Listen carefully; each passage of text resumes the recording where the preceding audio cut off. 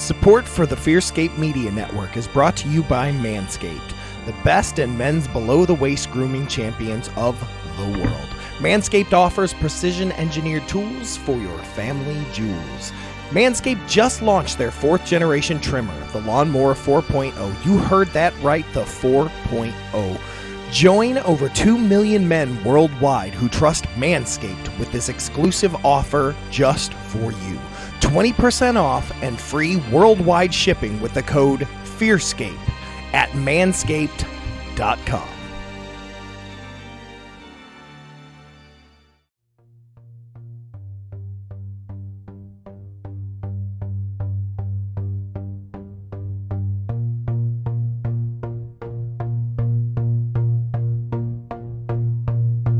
There are phenomena that exist all around us. Kids playing, and above something unknown flies over and disappears. People driving at night, seeing huge creatures cross the road. People waking up to find their cabinet doors ripped open in their kitchen. Strange things happen every day around the world and seemingly at the same time and area. But are these occurrences connected? This is what we are here to explore and are trying to understand. Join us on our journey to uncover what we call the Convergence Enigma. Every week on the Fearscape Media Network.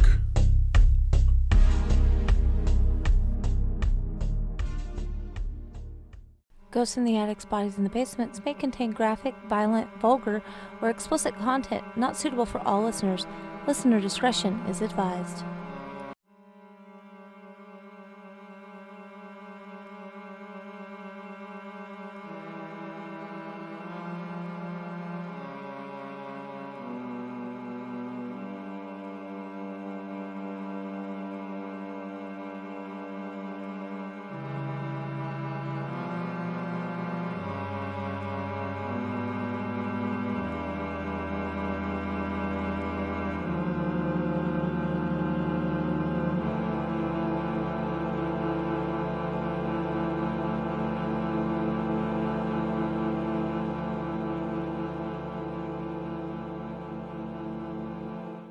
Hey everybody, it's Lindsey. I am sure by now everybody has heard the message from Anna about stepping away from the podcast. I did want to just touch on that before getting into today's episode. We wish Anna the best. You all know I love her dearly, and she is greatly missed here on the show.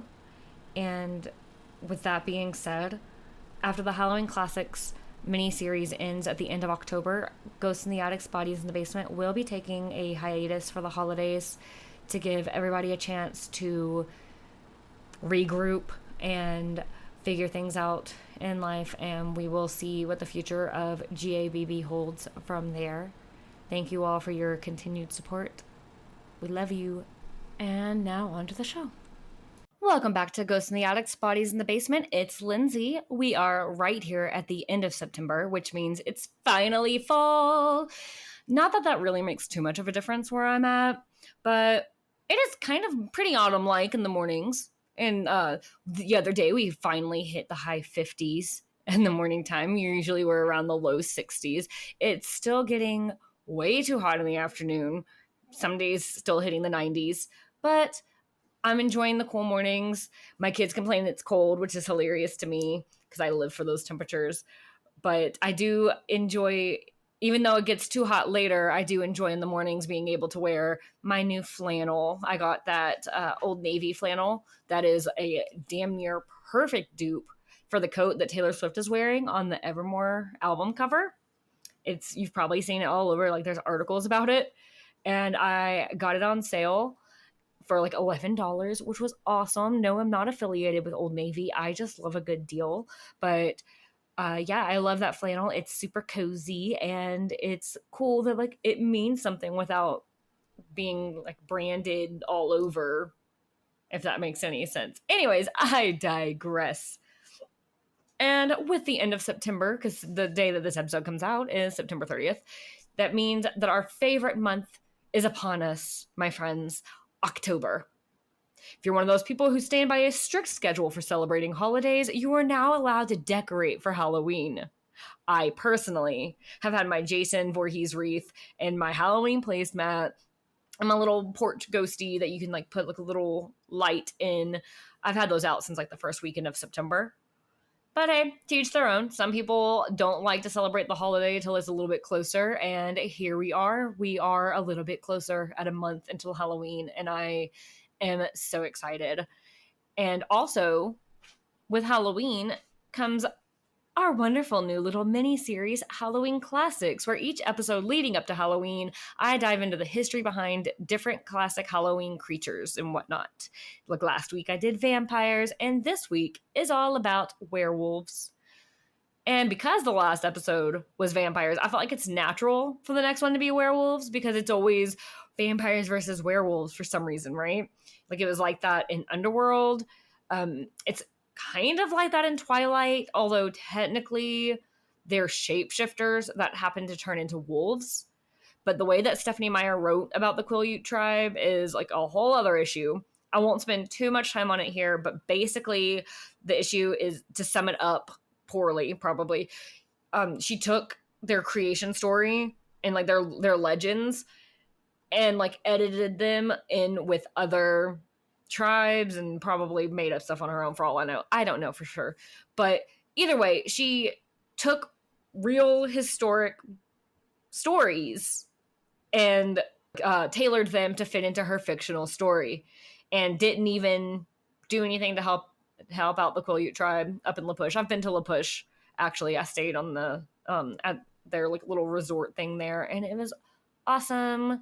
But yeah, I will link some resources in the show notes that explain a little bit more about the controversy with the quote-unquote werewolves in Twilight, and maybe some more information down in there. So just go check that out. I won't spend too much time on that. But moving on to actual werewolves. Okay, this is not at all really relevant or important, but my brain always goes, because of the vampire versus werewolf mentality, I have always felt that werewolves and vampires kind of represent the different types of anger. Whereas like vampires are like the cold anger. They are cold, quiet, cold stone. They're calculating. And then werewolves are more hot anger, like fury and an immediate emotional reaction. And I don't know. I think that's cool. I remember thinking about that like in like high school, probably when I was watching Underworld a lot. But anyways, the history of the werewolf lore goes back pretty far, and it's a little bit uncertain how far back it goes, but many scholars believe that the first mention of werewolves comes from the oldest known Western prose, the Epic of Gilgamesh, where Gilgamesh leaves his bride-to-be because she turned her last mate into a wolf. It's like, he probably deserved it. But, and then of course the ancient Greeks had their version of werewolf legends as well, because ancient Greece is where it's at, y'all, where it comes to stories. I absolutely love Greek mythology. I know for certain I've talked about that on here. Or you know what, maybe that was on Fairy Tale Fix, because I remember talking about it with Fairy Tale Fix. So it was either on this episode or the one that we did on their show. Either way, Greek mythology is where all the fun stories come from, and I love to hear about them. And if you remember from one of our really early episodes, ancient Greece is also where the original ghost story potentially comes from. But the ancient Greek werewolf story is the legend of Lycaon, where Lycaon, which, you know, werewolves, lycanthropy, Lycaon, it all makes sense because a lot of our words come from ancient Greek, right? Anyways, Lycaon angered Zeus, and so Zeus turned Lycaon and his sons into wolves. So that's the ancient Greek werewolf legend. There are also werewolf stories found in Nordic mythology, where the saga of Volsungs, sorry if I said that wrong, tells the story of a father and son who discovered wolf pelts that had the power to turn people into wolves for 10 days. The father-son duo donned the pelts, transformed into wolves, and went on a killing rampage in the forest. Their rampage ended when the father attacked his son, causing a lethal wound. The son only survived because a kind raven gave the father a leaf with healing powers. Sounds like a really epic story, honestly. And that was just like a little paragraph summary. And before I get into this next historical mention of werewolves, I have to give a shout out to our wonderful friend Abby from Fairy Tale Fix for telling us about this particular tale on our crossover episode. I know for a fact it was on the episode where they came to GABB. She had told a lot of Irish folklore stories, and towards the end she gave some honorable mention. She included the werewolves of Ossory, and I absolutely loved it because it's not just a werewolf story, it's werewolves that were called upon by the kings to help aid in battle. Like, how cool is that? But the story there is that the werewolves were said to have been the descendants of the legendary figure named Lage Faliad. I hope I said that right. I Googled it. I don't know.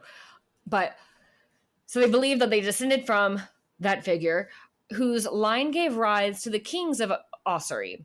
The legends may have derived from the activities of warriors in ancient Ireland who were the subject of frequent literary comparisons to wolves, and who may have adopted lupine hairstyles or worn wolf skins while they, quote-unquote, went wolfing and carried out raids. Now, like vampires, if you remember in the vampire episode, I broke down the different types of vampires, such as the empathic vampires, blood vampires, stuff like that. There are different types of werewolves, but it's less categorical and more just different lore, right? Where it's mostly differences in how and why someone is a werewolf. So, for example, some believe that the werewolf can turn back into a human, or vice versa, like they can just go back and forth and change at will. Some believe that the human only becomes the werewolf creature at the full moon, or that they are permanently stuck in the beast form after they have transformed, or they change by putting on a garment, right? There's also differences in what causes the person to become a werewolf. Some stories include, like I said, putting on the wolf's pelt, and some say you put a magic salve on the skin. Salve? However you say that word. Apply it to your skin, you become a werewolf. Some stories say that drinking the rainwater out of the footprint of the animal in question, or from certain enchanted streams, were also considered effectual modes of becoming a werewolf. I almost said vampire. Wrong episode, Lindsey. Moving on. The 16th century Swedish writer Olaus Magnus, I am so sorry, says that Livonian werewolves were initiated by draining a cup of specially prepared beer and repeating a set formula, which is really cool. Like, you just say a little incantation and drink your beer and become a werewolf. That's how I interpret that anyways. Ralston, in his Songs of the Russian People, gives the form of an incantation still familiar in Russia. So that's cool. In Italy, France, and Germany, it is said that a man or a woman could turn into a werewolf if he or she, on a certain Wednesday or Friday, slept outside on a summer night with the full moon shining directly on his or her face. And I personally just love that level of commitment to detail. Because why does that have to be on a certain Wednesday or Friday? And I love that the moon has to shine directly onto your face. Like, what happens if you roll over? Does it matter? Does that have to be the whole face? But anyways, I love that. And in other cases, the transformation was supposedly accomplished by satanic allegiances for the most loathsome ends, often for the sake of satiating a craving for human flesh. And then on the opposite end of that, some even believed that the werewolves were not satanic at all, and instead were changed into werewolves by God to go into hell and fight the demons and witches. So all sorts of different fun little stories there. But there are also apparently a lot of cures for being a werewolf. And the ancient Greeks and Romans believed in the power of exhaustion in curing people of lycanthropy. So the victim would be subjected to long periods of physical activity in the hope of being purged of their werewolfism. And the practice stemmed from the fact that many alleged werewolves would be left feeling weak and debilitated after committing depredations. So for some reason, my brain just pictures somebody who's been accused of being a werewolf, like in handcuffs or shackles or something, being forced to run on a treadmill. I don't know. That's how my brain works, y'all. That's just where I went. And then in medieval Europe, traditionally, there were 3 methods that you could use to cure lycanthropy. Medicinally, you would use wolfsbane, which makes sense because of the name. Surgically, which I would be very interested to know the medieval European surgery for werewolfism. What are you removing? What are you surgically removing in order for that to cure you? Or by exorcism, because everything is exorcism. However, many of the cures advocated by medieval medical practitioners proved fatal to the patients, which makes, honestly, a lot of sense. It's like I said, what are you doing the surgery on? A Sicilian belief of Arabic origin holds that a werewolf can be cured of its ailments by striking it on the forehead or scalp it with a knife, which there's just a big leap there, I feel, from just striking somebody on the forehead or scalping them. Oh, wait, no, I misread it. I'm going to leave that in because that's funny. Is you strike them in the forehead or scalp with a knife. So you hit them either on their forehead or on their scalp. I read it as you hit them on the forehead or you scalp them. No, my bad. Reading comprehension matters, you guys. Another belief from the same culture involves the piercing of the werewolf's hands with nails. And then sometimes less extreme methods were used. In the German lowland of Schleswig-Holstein, a werewolf could be cured if one were to simply address it 3 times by its Christian name, which is kind of the opposite of the Beetlejuice effect, which is interesting. One Danish belief holds that merely scolding a werewolf will cure it. No. I'm sorry. Just picture you're like running through the woods trying to get away from a werewolf, and it's just, you just stop running and you turn around and go, no, bad wolf. And it's cured. You know, it really brings a whole new, sheds a new light on the story of Little Red Riding Hood. Because let's pretend that the big bad wolf in Little Red Riding Hood is in fact a werewolf. And instead of the huntsman having to come in and do all that or whatever, Little Red Riding Hood just said, no, let me go to grandma's house. Bad wolf. I digress. And also, as many things in this world's history, many people believed that converting to Christianity would remove lycanthropy. That was during the medieval period. Yeah, makes sense. Makes total sense. And also, some believe that if you devote yourself to Saint Hubert, it would cure and protect you from lycanthropy. I'm just still hung up on the differences here. Sorry. But what I personally feel is a pretty common remedy against werewolves is silver. And I was really interested in doing my research, reading how, like, I kept waiting, when are they going to talk about silver? When are they going to talk about silver? And they're talking about knives and nails and wolfsbane and exorcisms and surgeries. And finally, I found it. And it turns out that using silver against werewolves is more of a modern addition to the lore, because most modern fiction describes werewolves as being vulnerable to silver and highly resistant to other injuries. So the feature first appears in German folklore of the 19th century, and it claims that the beast of Javadan, an 18th century wolf or wolf-like creature, was shot by a silver bullet, appears to have been introduced by novelists retelling the story from 1935 onwards.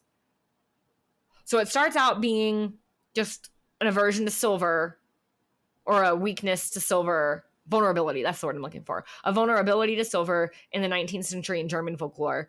And then in 1935, in retelling that German folklore, it's now a silver bullet, which is what my brain always thought of.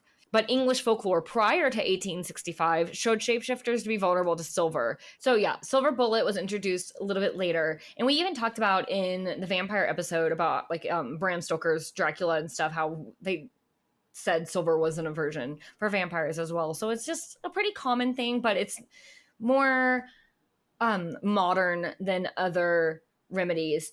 And just before I move on from that, when it comes to silver bullets, I have this vivid memory growing up where I was absolutely haunted by Stephen King's Silver Bullet. And I couldn't tell you if I actually watched the movie or if it just happened to be on, like my mom was watching it or something and I just caught bits and pieces. But I would have been pretty young, like elementary school age, because I went to this after school care / summer care called Thornhill. If you're from my hometown, you know exactly what I'm talking about. But and one of the activities, I feel like it was the summertime just because of what the activity was, because I remember having this one quote unquote class where it was like girly primping type stuff, like painting your nails. And I remember being in the room. It was what was it called? The boiler room. If everybody went to Thornhill, I think that's what it was called, or room 10 or something like that. I don't know. It's where 3 Tap Billy was. That's a whole other story. But that's just a shout out to the people who know what I'm talking about. But I remember everyone was picking out their nail polish colors. And I'm sitting here, I'm terrified. All that's going on in my mind is there's werewolves and you have to shoot them with a silver bullet. So that my brain filed that into very important information to keep and remember. And one of the colors was a light metallic silver color, and it was called Silver Bullet. And I was like, that's my nail polish. Give it to me. That's what I need to paint my nails as, because that will protect me from werewolves. And I just hoped and prayed that it being called Silver Bullet would have been enough, which of course it wouldn't have been, right? Like even if it didn't have to be a bullet, it's not real silver. It's just nail polish.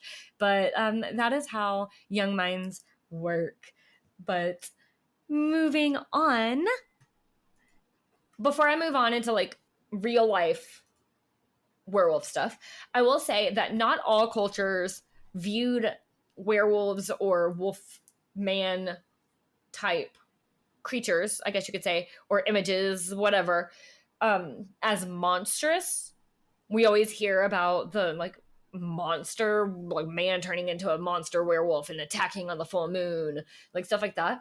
Other cultures do see it differently. Like for example, it says common Turkic folklore holds a different reverential light to the werewolf legend in that Turkic Central Asian shamans, after performing long and arduous rites, would voluntarily be able to transform into the humanoid Krotodam. And I'm sorry if I said that incorrectly, but it literally means wolfman.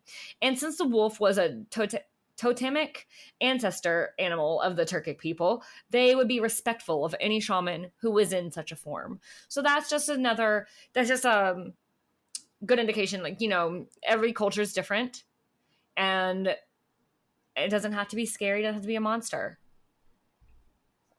Now, moving on to real life, there were actual like witch hunts, so to speak, and in some cases it was an actual witch hunt where the person being accused of being a witch was also accused of lycanthropy. But there were also just reports of werewolf attacks, and because of the attacks, there were then trials in 16th century France, specifically, is what this is talking about. In some of the cases, there was clear evidence against the accused for murder and cannibalism, but not necessarily wolves. That's because a lot of accused werewolves were actually just serial killers.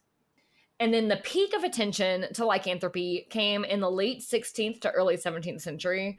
And like I said, it was part of the witch hunts, where there was like a lot of trials and stuff against supposed werewolves. Because of this, of course, there is true crime, just like with the vampire stories. I'm going to go into like a brief little true crime story in regards to werewolves. So, like I said, a lot of alleged werewolves were actually just serial killers. In one example, is in 1521, Frenchmen Pierre Burgot and Michel Verdun, I don't speak French, I'm sorry, allegedly swore allegiance to the devil and claimed to have an ointment that turned them into wolves. After confessing to brutally murdering several children, they were both burned to death at the stake, because burning was thought to be one of the ways to kill a werewolf. Another one is Gilles Garnier, known as the Werewolf of Dole. He was another 16th century Frenchman whose claim to fame was also an ointment with wolf morphing abilities. And according to legend, as a wolf, he viciously killed children and ate them. He too was burned to death at the stake. He was just a serial killer, y'all. It is apparently up for debate if any of these people were mentally ill, if they were under the influence of some sort of hallucinogenic substance, or if they were simply just cold-blooded killers, because we all know that people like out there like that exist. But it doesn't even matter. They killed people, and it just added to the superstition about werewolves in the area. But like many things, like we talked about with vampirism, same with lycanthropy, it has some roots in real life outside of legend, and it's usually medicinal. I had mentioned in the vampire episode lycanthropy. I'm sorry, I have a hard time saying that word. It went with porphyria, which I talked about in more detail in the vampire episode. But if you don't remember, it is a skin and neurological disorder, often caused by inbreeding. And the symptom that was associated with werewolves specifically was excessive hair growth. But there are other possible health explanations as well, such as lycanthropy, which I know is the word I keep using for werewolves, but this particular use of the word is a rare psychological condition that causes people to believe that they're changing into a wolf or another animal. So some people maybe did believe they were actually turning into a werewolf. Other possibilities are food poisoning, which I didn't quite understand that one. That was one that it came from history.com. And I'm wondering if it's just because people were just violently ill. So I don't really know where food poisoning comes in. They didn't give any more of an explanation to that. Hypertrichosis, which is a rare genetic disorder causing excessive hair growth, which makes sense. You see all the extra hair, you're like, oh no, they're not a person, they're a wolf person. Rabies and hallucination, possibly caused by herbs that are hallucinogenic. And then, of course, there's the old wives' tale, or that actual studies have been done on, I should say, about the full moon. And in many werewolf stories, a person only turns into a wolf when there's a full moon. And that theory may not be far-fetched, this website says. According to a study conducted at Australia's Calvary Mater Newcastle Hospital, a full moon brings out the quote-unquote beast in many humans. The study found that of the 91 violent acute behavior incidences at the hospital between August 2008 and July 2009, 23% happened during a full moon. Patients attacked staff and displayed wolf-like behavior such as biting, spitting, and scratching. Although many were under the influence of drugs or alcohol at the time, it is unclear why they became intensely violent when the moon was full. As a side note, I have to point out, of course, it was 23%. Of course it was, because 23 is everywhere. But at the end of the day, what it all boils down to with werewolves, vampires, and many other legends and folklore and superstitions and all of that is it may just simply be a way for people to try to explain things that don't make sense, as we all know. Or maybe they're real. And on that note, that wraps up today's episode of Halloween Classics. Why do I keep saying vampires? Halloween Classics Werewolves. And since it's the last day of September when this episode airs, I remember that even though Suicide Awareness Month is ending, we should always be aware of the severity of suicide. If you are a loved one or struggling with thoughts of suicide, help is out there. You can reach the suicide hotline at 988. And until next time, listeners, stay spooky. Bye. Thank you for listening to Ghosts in the Attics, Bodies in the Basement, a Fearscape Media podcast. Music by Stephen Timperley. Artwork by Laura Ramsey. Find us online at fearscapemedia.com/GABB podcast, or on Instagram, Facebook, and Twitter at GABB podcast, or email us gabbpodcast at gmail.com. Thank you.